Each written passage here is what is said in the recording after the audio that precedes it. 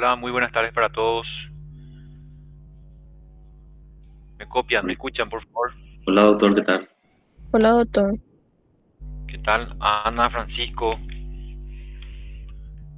los demás, ¿me pueden copiar? Súper bien, doctor. Sí, súper bien se te escucha, doctor. Sí, súper bien doctor. Bueno, qué suerte, gracias. Bueno, tuvieron clase teórica de... ¿Qué tuvieron de clase teórica? Sobre esófago de Barrett y adenocarcinoma. Ah, adenocarcinoma. Sí, ok. Acalasia, ¿ustedes ya vieron? Sí, profe, el Todavía. martes Ya, pasado. El martes pasado. El caso clínico que me pasó el profesor es acalasia. Sí, porque el martes pasado no hubo práctica, o sea, la semana pasada no hubo práctica, creo que por eso.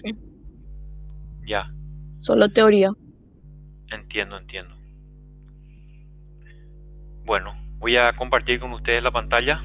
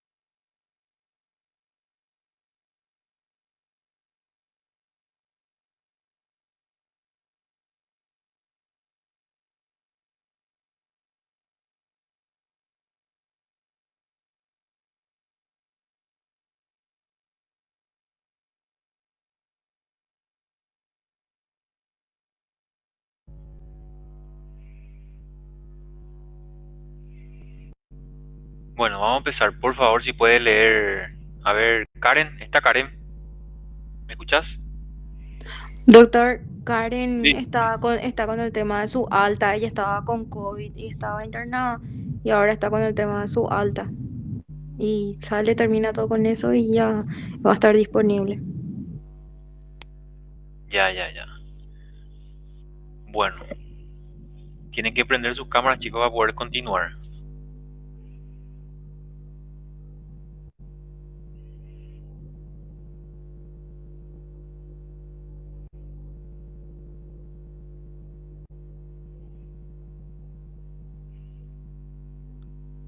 César, ¿qué tal, César? ¿Me escuchas?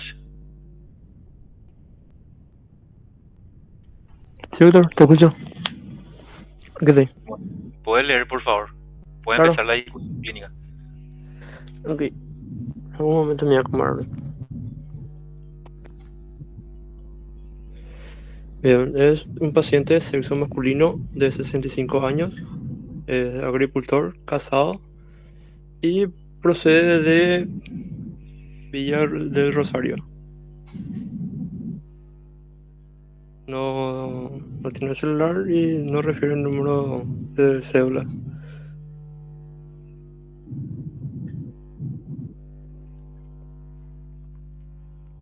Siguiente. Bien, el motivo de consulta es dificultad para la deglución.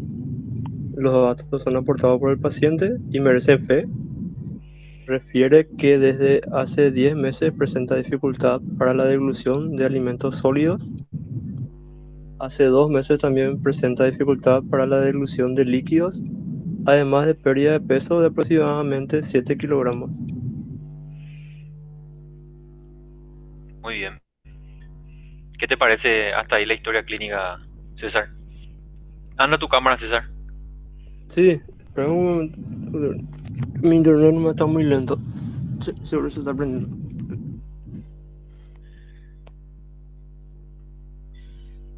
Ahí, sale. Sí, perfecto. ¿Qué te parece hasta ahí Eh, la historia clínica? ¿Qué es lo que más te llama la atención ahí? y hasta ahí lo que me llama la atención es la disfagia que presenta a, a primera vista, por así decirlo. Así a primera vista la historia clínica te parece que es la disfagia lo que más, Eso el es lo que me síntoma llama la predominante. atención hasta ahora, porque tiene una dificultad para deglutir. Ya, ¿en qué pensás cuando vos decís dificultad para deglutir? Y ¿Qué porque es? primero ¿Faringe, refiere esófago, estómago, duodeno? ¿Qué es? Disfagia, ¿dónde está el problema en la disfagia? a disfagia es la dificultad para dilución de los alimentos sólidos primeramente y luego ya para la dilución de los líquidos. Perfecto, pero el Parece ser problema que es ¿dónde está? una disfagia progresiva. Sí. Ujú. Y Pero hay, qué órgano está comprometido cuando dicen disfagia? Un órgano, dos órganos, ¿dónde están? En el tórax, en el abdomen, En el tórax en el tórax. Muy bien. ¿Qué órgano entonces? Sí, sería el esófago, doctor. Esófago. sí. Generalmente el esófago puede ser el abdomen también. ¿Por qué? Porque hay 2 centímetros de esófago abdominal también. Pero más es en el tórax, como dice Andrea. Muy bien. Después, Francisco, te escuchamos. Disfagia progresiva, dijiste, ¿verdad? ¿O entendí mal? sí, es una disfagia de carácter progresivo de hace 10 meses de evolución y dice que también hace 2 meses presenta dificultad para la dilución de los líquidos. Quiere decir que primero fue sólido y luego líquido. Exactamente, sí. Perfecto. O sea que fue progresando, ¿verdad? Así como están describiendo ustedes. Perfecto, eso es un síntoma muy importante que no solemos tener en otras patologías, ¿verdad? Y se agrega eso de pérdida de peso, ¿verdad? ¿Está bien? Eso le pregunto a Ana, ¿qué, ¿qué te parece esa pérdida de peso? ¿Es mucho, es poco? ¿Es de esperar luego en un paciente que no puede deglutir? ¿O no podemos todavía decir nada? ¿Qué más No, querés saber? es mucho, profe, o sea que 7 kilos es mucho, es una pérdida. Y viene a ser consecuencia de lo que él no pueda comer, o sea, de la disfagia. Es mucho la pérdida de peso en 2 meses, ya que no, el paciente no come luego, casi, o no puede. Ya, así mismo. ¿Y podemos pensar ya que en un proceso neoplásico o todavía no? Y la pérdida de peso nos puede llegar a sospechar de eso. Por eso, eh, es un paciente que no está luego alimentándose, ¿verdad? Entonces la pérdida de peso generalmente todavía no nos dice si es o no una u otra cosa, hasta acá, ¿verdad? Estamos, cualquiera de los pacientes que tenga este problema va a perder peso, ¿sí? Va a perder peso, pero el tema es la evolución en el tiempo, ¿verdad? Como pueden ver acá, en 2 meses bajó una cantidad importante. Y generalmente el paciente neoplásico también pierde peso, pero puede perder más y en mayor tiempo, ¿verdad? Bueno, vamos a seguir viendo. ¿Algunas cosas que quieran saber más sobre esta historia? ¿Qué le preguntarían más? Este es en cuanto a la enfermedad actual, antecedentes de la enfermedad actual. Yo creo que le podemos preguntar sus hábitos, la parte de hábitos, si es fumador, alcohólico, todas esas cosas. Ya, eso más adelante, ¿verdad? Después del antecedente de la enfermedad actual que viene. Antecedente remoto, ¿verdad? Yo me la Antecedentes quedo remotos, sí. justamente acá, en el antecedente de la enfermedad actual, donde ustedes tienen que sacar todos los datos de la enfermedad, ¿sí? Los datos semiológicos de la enfermedad.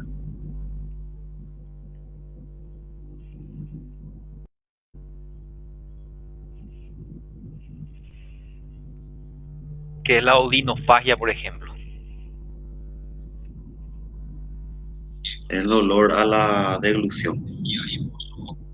Muy bien, dolor eso también tienen que preguntar ya acá. Odinofagia, ¿verdad? Es muy importante si el paciente tiene o no dolor de deglutir, ¿verdad? Después, otra pregunta importante en esta parte. Si no tiene, se pone entonces no tiene odinofagia o no Creo que refiere podemos preguntar dolor. también si hay la parte de la hematemesis, por ejemplo. También es muy importante. Hay que preguntarle si el paciente tiene pérdida de sangre por boca, ¿verdad? Si tiene salivación, por ejemplo, ¿verdad? ¿Cómo se llama eso? Pérdida de saliva por boca. La cialorrea puede ser. Cialorrea también hay que preguntar. Sí, nunca se olviden. ¿Qué significa que haya cialorrea? ¿Hacia qué apuntamos? Y puede ser un tumor, cáncer del tercio medio del esófago. Exactamente. Apunta más hacia un proceso neoproliferativo, un divertículo, una estenosis del esófago que produce la salida de saliva hacia la boca, ¿verdad? Hacia la orrea. ¿Qué otra pregunta importante tenemos que hacer acá? ¿Cómo se llama cuando el alimento llega hacia arriba otra vez? Vuelve a salir, busca salir hacia afuera. Regurgitación.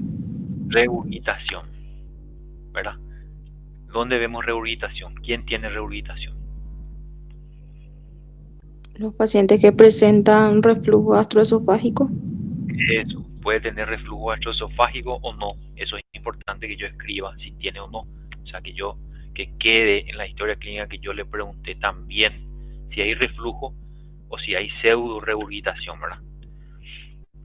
Y bueno, a ver, ¿quién sabe por definición qué es la acalasia, por ejemplo? ¿Qué es la acalasia? ¿Dónde está el problema en la acalasia? Ya dijimos que la dificultad para deglutir o la disfagia es del esófago, ¿verdad? Y uno de los trastornos más desafiantes y conocidos del esófago es la acalasia. Y quiero saber si alguien puede definirme así con sus palabras o cómo se recuerde qué es la acalasia. Cecilia, un aporte.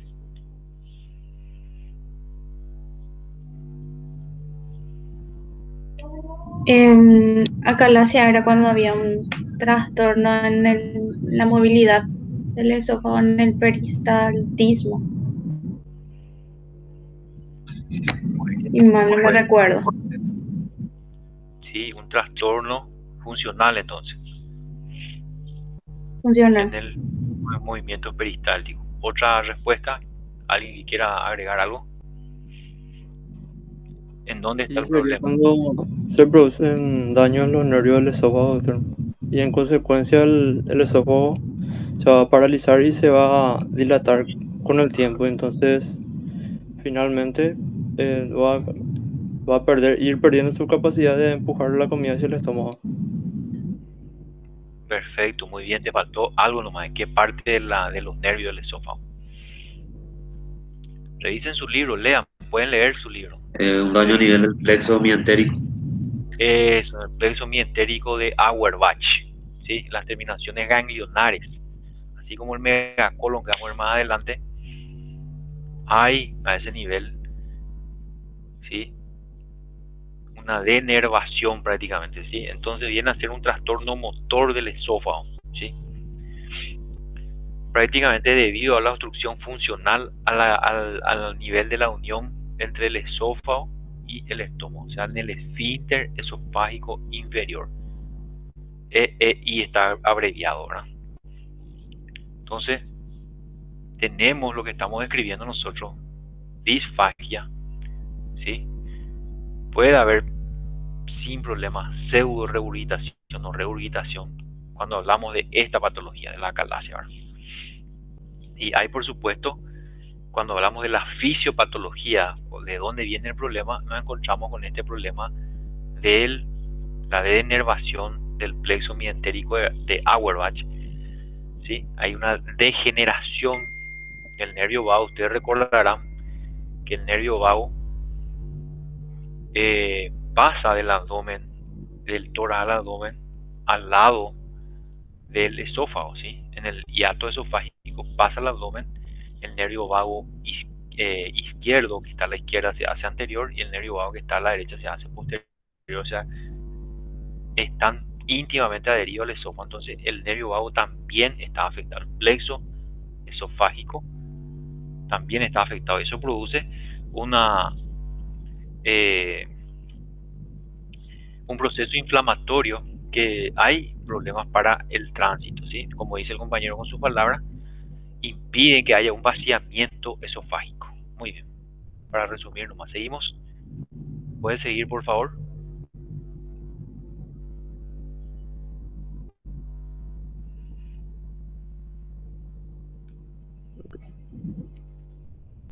César tiene que seguir. ¿Escuchas, César? Sí, fíjate. Bueno, antecedentes remotos de la enfermedad actual. No refiere a un cuadro similar al anterior.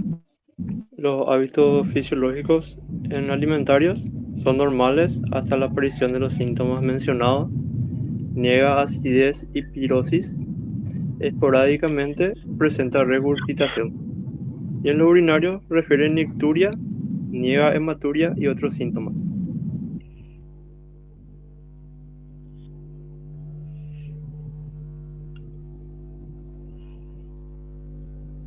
Bueno, acá entonces tenemos el antecedente remoto de la enfermedad actual, ¿verdad?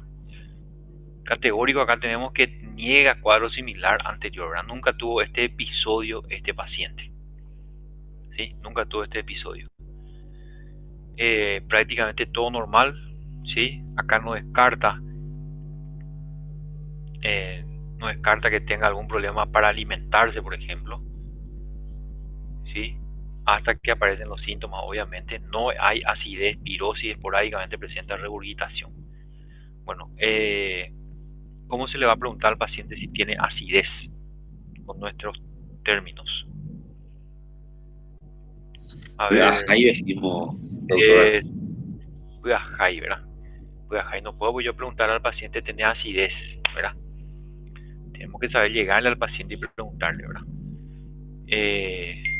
Esa acidez o esa molestia del líquido ácido que llega a la boca generalmente nos orienta a una regurgitación, ¿sí?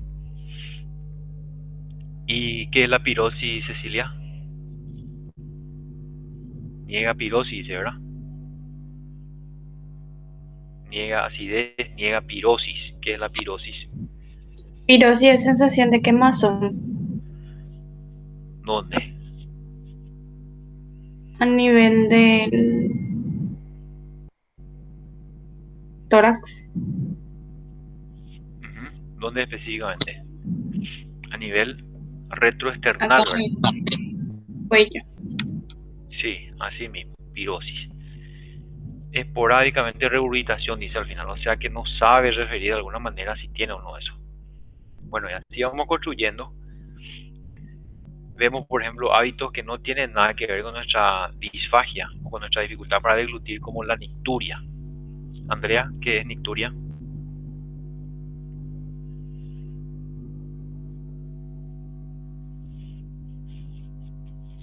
Francisco, nicturia. Sería la orina nocturna. Nocturna, sí. Muy bien, nicturia. Orina cada rato a la noche. Mucho y cada rato a la noche. Sí, aumento de frecuencia también.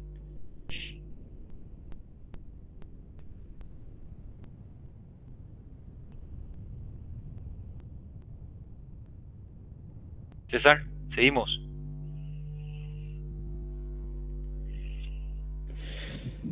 Sí, doctor. Seguimos con hábitos fisiológicos. En defecatorios ahora. Refiere constipación crónica. Defeca 1 a 2 veces por semana desde hace 6 meses aproximadamente.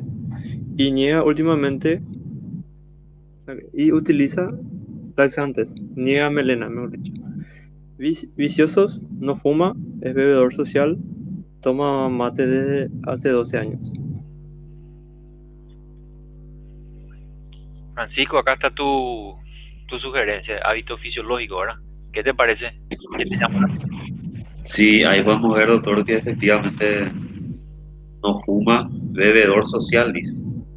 Pero Yo no veo acá datos que me indiquen, por ejemplo, que fuera causa de algún proceso neoplásico, ¿verdad? Por la frecuencia por lo menos de... Mm, El mate podría ser, el el mate mate sí podría ser. podría ser. Sí, porque las bebidas calientes están relacionadas con el cáncer, eso. Perfecto. ¿Y qué le agregaríamos entonces a este interrogatorio acá? Para que sea un poco más específico. Si La es que toma muy caliente o no. Eso es. Qué tan caliente toma, la temperatura del mate es muy importante. Ya estuvimos hablando la vez pasada en las prácticas anteriores que hay pacientes que están acostumbrados a tomar con el agua hirviendo, ¿verdad? Entonces, si tenemos ese dato, nos va a ayudar bastante, ¿verdad? 12, más de 10 años con agua hirviendo, mate con agua hirviendo, es prácticamente un daño esofágico categórico, ¿verdad? ¿Qué más? ¿Qué más falta preguntar acá en hábitos fisiológicos?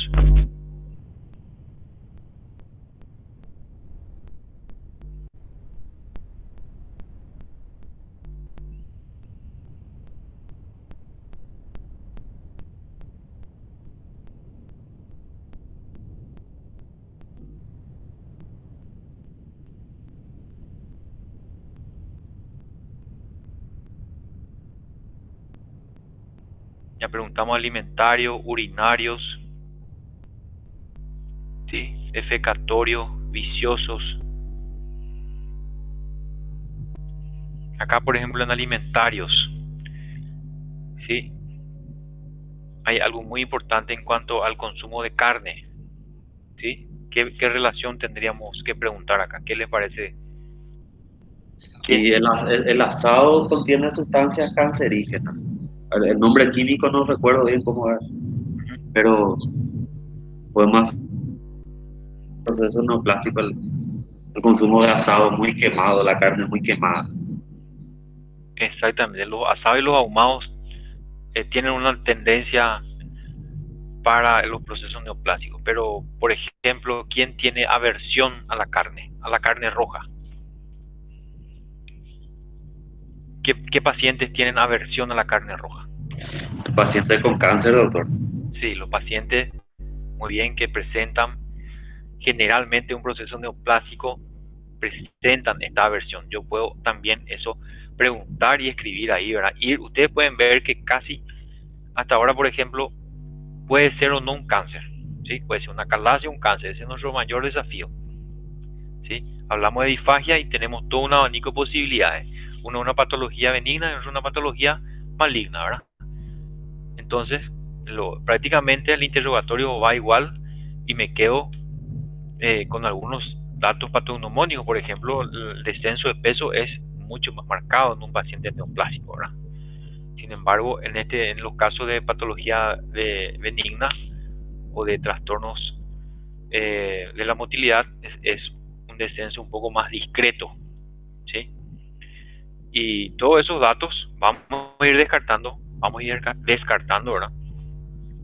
Solamente preguntando antes de llegar a los métodos auxiliares, o si no, le vamos a pedir sarta de estudios auxiliares, ¿verdad? Bueno, en cuanto a viciosos, tenemos generalmente cigarrillo, bebida alcohólica, ¿verdad? Mate, tereré no se le preguntó, ¿verdad? Tenemos que preguntar eso, si consume tereré. También es importante el consumo de hierba, por ejemplo. Sí, puede tener una ligera tendencia hacia un paciente, que sea un paciente con gastritis, ¿verdad? Si toma café caliente, por ejemplo, ¿sí?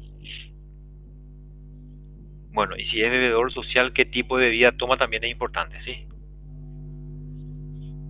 Si toma bebida con alto nivel de alcohol o no. Bueno, siguiente.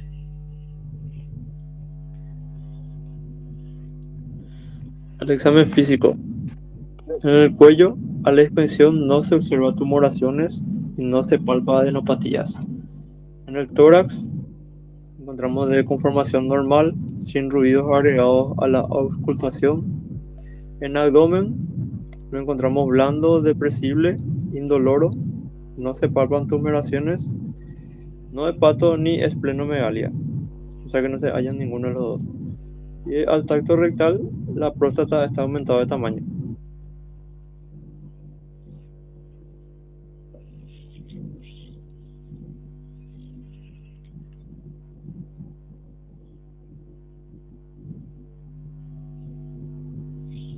¿Qué tal, Andrea? ¿Qué lectura le das a este examen físico?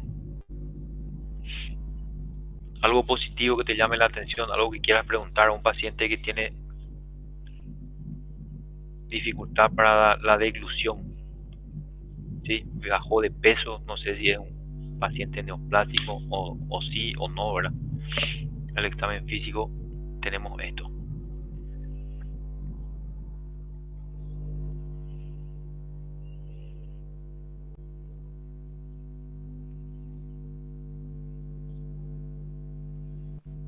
No, o sea, en el examen físico lo único, o sea, lo bueno, lo rescatable es que no hay esplenomegalia, o sea, no hay un crecimiento anormal del órgano.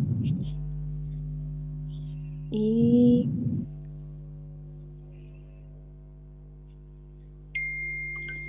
en el tórax no se encuentran ruidos agregados en la auscultación.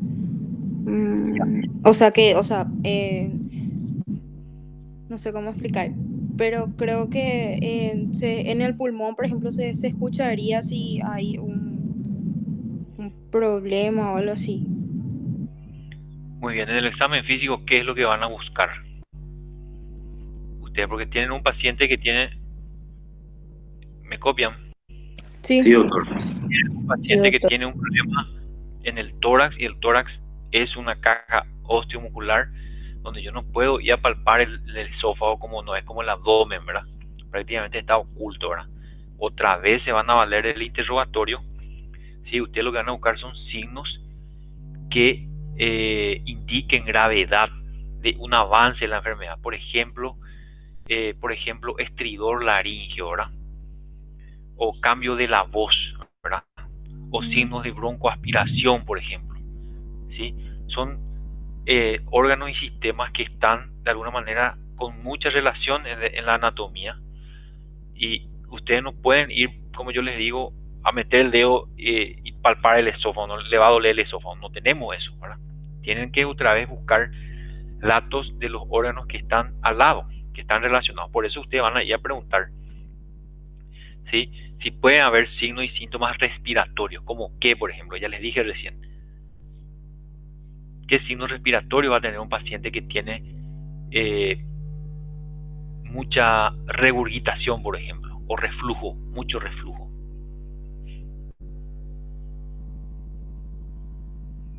Y por la broncoaspiración, puede haber disnea.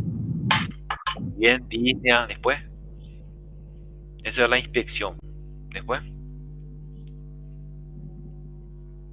van a palpar el tórax prácticamente sin valor, y a la ocultación van a escuchar, por ejemplo, ruidos agregados, ¿sí? Crepitantes, subcrepitantes. Generalmente, ¿en qué lado? El paciente que broncoaspira, ¿hacia dónde broncoaspira? Por la anatomía de la tráquea, ¿hacia dónde se va el alimento, la saliva o ese líquido gástrico? Eso es básico. Recuerden que la tráquea, uno de los bronquios es mucho más recto hacia abajo y el otro es más horizontal. Entonces, hasta la radiografía de tórax que van a pedir, van a ver y van a certificar, este paciente muy probablemente broncoaspiró, y le van a ocultar y van a tener ahí ruidos agregados que pueden ser crepitantes. Sibilancia puede tener también.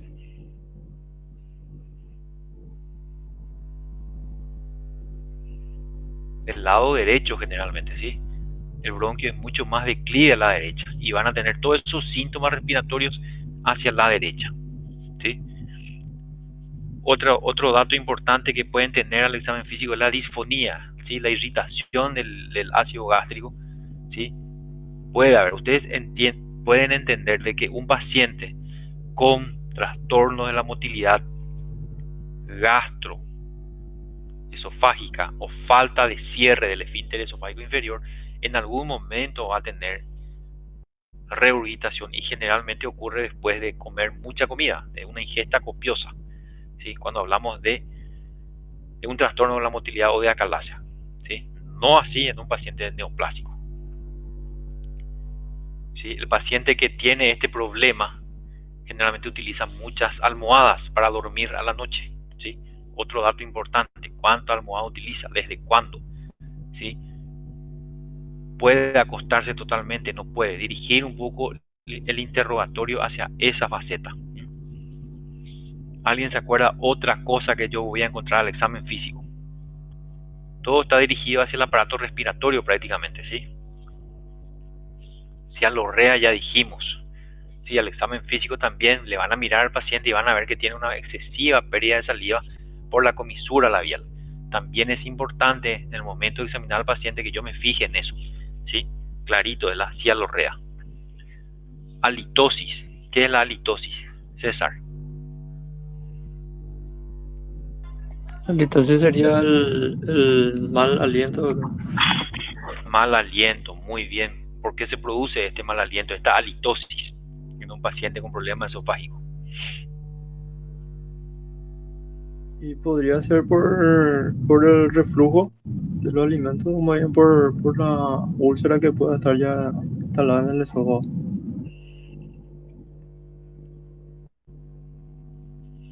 O por el bolo alimentario que queda estancado también podría ser. Muy bien, restos alimentarios que se quedan en el esófago de alguna manera, ¿sí? Por una dilatación o por un divertículo que produce esta halitosis por la fermentación de los alimentos viejos. Muy bien.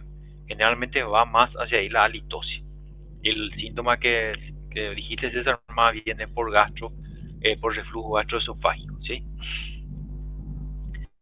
Bueno, perfecto. Vamos a seguir avanzando. Creo que dejamos claro todo lo que tenemos que preguntar.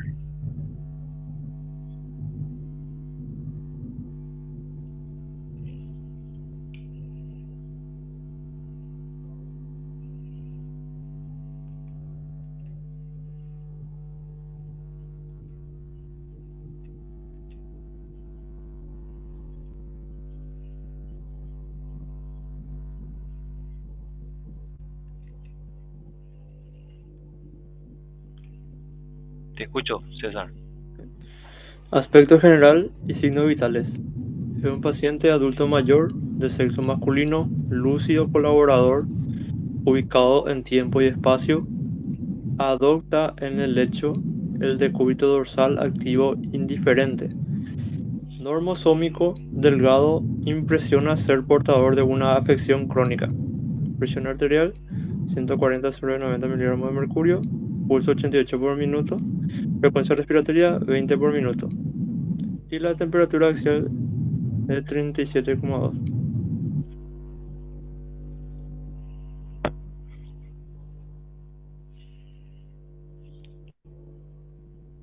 ¿Qué te parece, César? ¿Está bien esa parte? ¿Le falta agregar algo?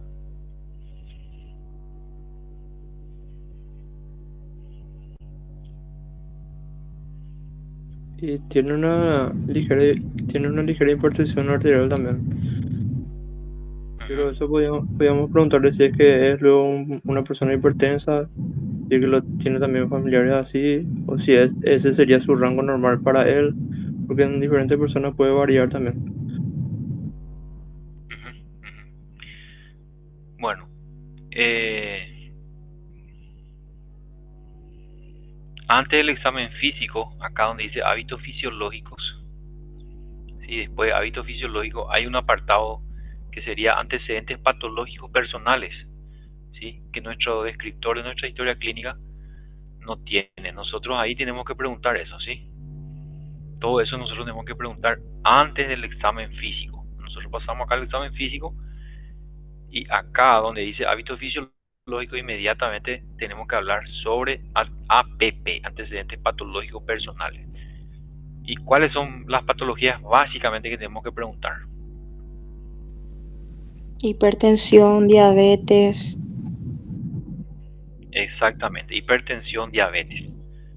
¿Qué le va a preguntar a Andrea de su hipertensión?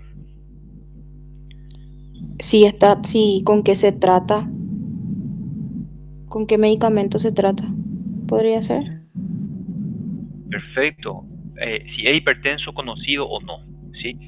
Si es conocido o no, él sabe que es hipertenso, qué medicamento toma, hace cuánto tiempo, cuántos miligramos de día, cuánto de noche. Eso sí o sí. Después, diabético. Diabetes, la misma cosa. Si él sabe que es diabético, si no se conoce, se escribe no se conoce. ¿Qué medicamento toma? ¿Hace cuánto tiempo? ¿Hace cuántos años que se conoce? ¿Qué más? Alergias. Si se conoce alérgico a algún medicamento o alguna cuestión que nosotros no sepamos, sí o sí, 3 cosas ya. Después, HTA, diabetes, alergia. Después, alérgico a algún medicamento, incluye eso. ¿Sí? Si consume algún medicamento que no sepamos, como aspirina, ¿sí? ¿Por qué? Eso iría para su problema cardiovascular. Y por último, siempre si tiene cirugías previas, si alguna vez el paciente ya se operó, ¿sí? Si refiere a algún tipo de cirugía, apendicitis, vesícula, colecistitis, cesárea, si en el caso que sea mujer, una cirugía de urgencia, una fractura expuesta, un politraumatismo, todo eso tiene que estar antecedentes patológicos personales que hoy en nuestra historia no está reflejando. Y gracias al muy buen ojo clínico del compañero saltó ese dato ya acá al final, ¿verdad? Ese dato de antecedentes patológicos personales es un apartado muy importante. Si entonces nuestra historia clínica tiene generalmente AEA, que es antecedente de la enfermedad actual, AREA, que ya vimos, APP, que vimos ahora, ¿sí? Después, hábitos fisiológicos, sería antecedentes, hábitos fisiológicos propiamente dicho, y también podemos agregarle generalmente antecedentes patológicos familiares, ¿sí? Algún dato patológico que pueda tener alguna carga hereditaria va a saltar en ese interrogatorio. Bueno.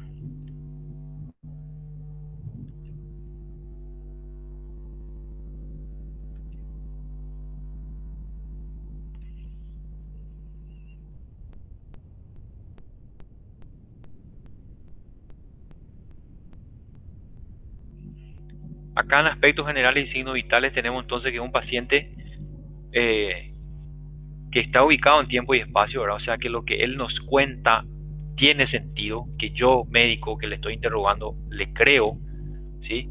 Y que todos los demás médicos que van a venir a leer su historia clínica, es importante que él esté conectado y que esté refiriendo su patología, ¿verdad? Es un paciente con algo crónico, como pueden ver, una afección crónica aparentemente. ¿Por qué? Porque tiene ya varios meses de evolución, ¿sí? Y el paciente no refiere deterioro brusco, ¿verdad? ¿Cuáles son los deterioros bruscos, por ejemplo? Mareo, caída de propia altura, ¿verdad? Eso me habla de una pérdida importante de volemia, de sangre, de deshidratación, ¿verdad? De pérdida de... Eso sí es una patología aguda, ¿verdad? No es como una hemorragia digestiva, por ejemplo, que vamos a ver más adelante, que produce un deterioro agudo, una caída de la presión arterial, ¿sí? Un cambio muy significativo en los signos vitales que estamos viendo acá, que prácticamente está todo dentro de parámetros normales, a excepción de la sistólica y la diastólica de la presión, ¿verdad? Bueno, a eso se refiere aspectos generales y signos vitales, ¿sí? Tenemos que describir como un resumen para saber qué tipo de paciente es lo que yo estoy viendo ahora. Siguiente, por favor. Por aparato y sistema. Sí. Examen por aparato y sistemas. Aparato cardiovascular, pulso isócrono y sincrónico con el área cardíaca, no soplos ni galope. Aparato respiratorio, semiológicamente normales. Piel y faneras, se observa una leve palidez cutánea mucosa. Y el resto sin particularidades.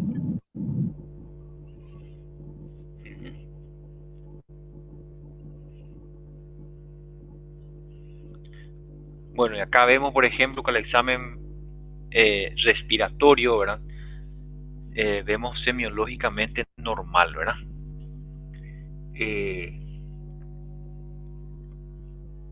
Acá, por ejemplo, debería ser un poco más detallado el examen físico. ¿A qué me refiero? Por ejemplo, perder un poco más de tiempo en cuanto a la inspección, palpación, auscultación y percusión, especialmente del aparato respiratorio, por todo lo que acabamos de decir de los síntomas, ¿sí? Por los signos que podamos encontrar con relación a este paciente con disfagia, ¿sí? O sea, buscar un poco la auscultación y escribir ahí, ¿verdad? No no oculto, crepitantes, no oculto estertores, ¿sí? No hay sibilancias, por ejemplo, ¿sí? Más detallado, de tal modo yo, médico que voy a leer la historia clínica del colega, me ubique como si fuera que se le revisó por completo, ¿verdad?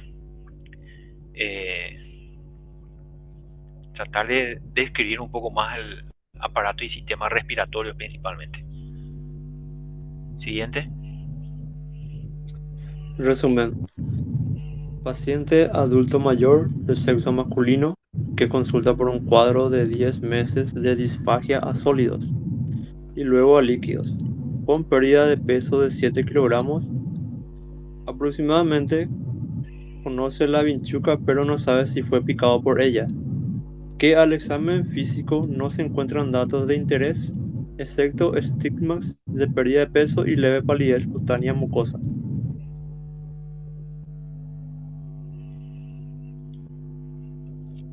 Muy bien, excelente. ¿Una opinión acá, Francisco? Dice que conoce la vinchuca, o sea que probablemente en su casa haya vinchuca y la vinchuca es la que transmite sería el microorganismo que produce el Chao. megaesófago, ¿verdad? El Chagas, sí. Muy bien, ¿cómo se llama en guaraní? Creo que se llama así Chaguazú. Shishawasu, muy bien. Sí, tener en cuenta, nos abre el abanico de tener en cuenta la posibilidad, por supuesto, ¿verdad? De que sea un paciente con megaesófago, ¿verdad? Acuérdense que los pacientes que son picados por la vinchuca pueden tener visceromegalia de varios órganos. ¿Cuáles son esos órganos? Néstor, anda tu micrófono, Néstor. Sí, el hígado, el vaso, ¿o no? No. Principalmente, ¿cuáles son los órganos? El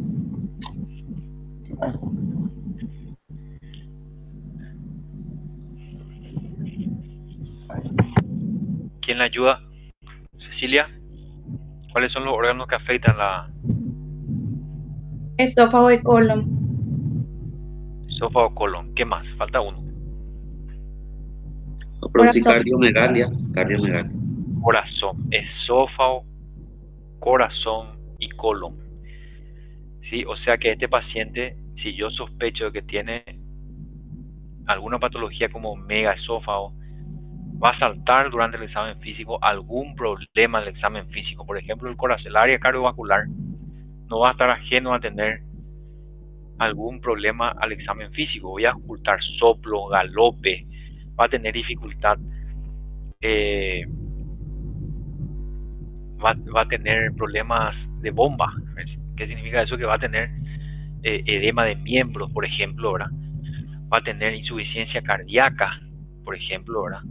Siempre va a estar asociado de alguna manera con esos órganos. Es muy, va a tener, si tiene megacolon, por ejemplo, generalmente va asociado, eso sí, y más todavía si es de larga data. El paciente con megacolon es un paciente que tiene dificultad para ir de cuerpo, ¿sí? Es estreñido, ¿sí? Tiene distensión abdominal. Vamos a tener otros signos que me van a orientar hacia eso. Entonces yo le pregunto acá para finalizar, ¿cuáles son los diagnósticos diferenciales de un paciente con acalasia, por ejemplo? ¿De qué estamos hablando durante todas las láminas? El primero de ellos, ¿cuál es?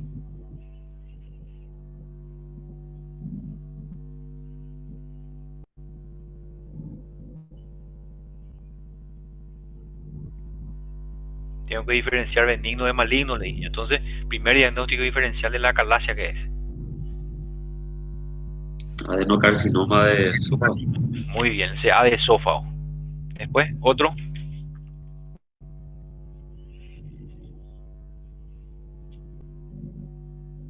Uno muy importante que dice en nuestro libro, divertículo de Zenker. ¿Qué es el divertículo de Zenker, Ana?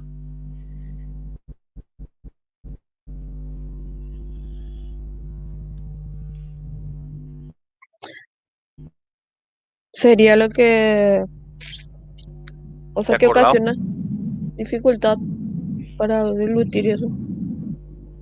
También, muy bien, produce dificultad para deglutir, pero ¿qué es? No. Su otro nombre, también llamado divertículo, De faringoesofágico, son la faringe, acá en el cuello hay un divertículo, hay como una bolsa ahí donde que queda. forma detrás. Sí. Eso, puedes leer, ahí tenés tu texto, puedes Sí, leer la definición, te escuchamos, lo que dice en el libro, profe. y lo que dice en el libro. Y bueno, y que se forma un pequeño espacio triangular en la pared posterior, sería como una bolsa que se forma detrás, en la pared posterior del esófago. O sea que ¿cómo se llama? Se acumula líquido al comer, Alimento, resto alimentos, alimentario, resto líquido, alimentarios. Y produce eso es lo, la ¿sí? litosis. Perfecto, y produce dolor de garganta, ¿sí? Produce dolor a nivel del divertículo. Es un diagnóstico diferencial muy importante que nuestro paciente no refirió en ningún momento. Sí, o sea que divertículo de Schenker es muy difícil. Megaesófago, muy bien. Otra cosa, hay un ente que se llama pseudoacalasia, ¿sí?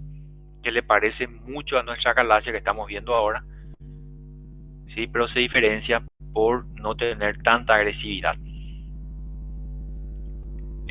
Este paciente que nosotros vimos ahora es un paciente con probablemente acalasia, ¿sí? Y después de este interrogatorio nosotros vamos a pedir los métodos auxiliares pertinentes, ¿sí? Los métodos auxiliares pertinentes. ¿Alguien sabe qué, por ejemplo, le podemos pedir a este paciente? Para ir terminando, con esto cerramos. ¿Qué le quieren pedir a este paciente? Sangre oculta en ese podría ser. Muy bien, puede ser buscando una hemorragia digestiva, puede ser, muy bien. Endoscopía.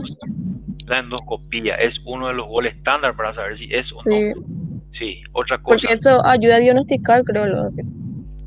Sí, aparte que la endoscopía es método auxiliar, ¿sí? Toma una biopsia, si es que hay un tejido que a mí me impresiona que sea neoplásico, puede biopsiar eso y nos ayuda de repente si es que el resultado viene que es un cáncer, ¿verdad? Pero para la acalasia, que es nuestro tema de esta tarde, se usan radiografías contrastadas, ¿sí? ¿Qué significa eso? Se le da de tomar contraste al paciente y se le saca una radiografía en movimiento, ¿sí? En movimiento.